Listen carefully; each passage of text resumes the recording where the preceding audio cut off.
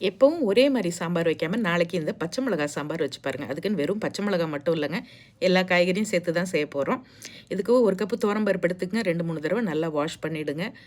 ஒரு 3 கப்பு தண்ணி ஊற்றி ஒரு 15 நிமிஷம் ஊற வச்சதுக்கப்புறமா 1/4 டீஸ்பூன் செந்தூர் பஞ்சத்தூள், 1/4 டீஸ்பூன் பெருங்காயத்தூள், 1 டீஸ்பூன் எண்ணெய் ஊற்றி பருப்பை நல்லா வேக வச்சுக்கோங்க. ஒரு 10 நிமிஷத்துலாம் பருப்பு இந்த மாதிரி மலர்ந்து வெந்து வந்த பிறகு உங்களுக்கு இஷ்டமான 4-5 வெரைட்டி காய் போடுங்க. கூடவே கண்டிப்பாக சின்ன வெங்காயம் கொஞ்சம் போட்டுக்கோங்க. இப்போ காய்கறி இந்த பருப்பில் நல்லா வேகட்டும். 2 பச்சை மிளகா மட்டும் போடுங்க. அதுக்குள்ளே கொஞ்சம் தேங்காய், கொஞ்சம் சீரகம், பச்சை மிளகா, கொஞ்சம் கருவேப்பிலை, கொத்தமல்லியோட தண்டு இதெல்லாம் சேர்த்து ஒரு பேஸ்ட்டாக அரைச்சிக்கங்க. ஒரு 3/4 பதம் காய்கறி வந்தோடனே உப்பு சேர்த்துக்குங்க. கூடவே அரைச்சி வச்சு இந்த தேங்காய் விழுதையும் சேர்த்து எப்பயும் போல் தாளிப்பு கடுகு, சீரகம், காய்ச்ச மிளகாய், கருவேப்பிலை, கொஞ்சம் பெருங்காயத்தூள் போடுங்க. இதில் சாம்பார் பொடியும் கிடையாது, புளியும் கிடையாது. ஆனால் சாம்பார் அவ்வளோ டேஸ்ட்டாக இருக்கும். ஃபைனலாக ஃப்ரெஷ்ஷான கொத்தமல்லி தூவி இறக்கிடுங்க. சூப்பர் சாம்பார்.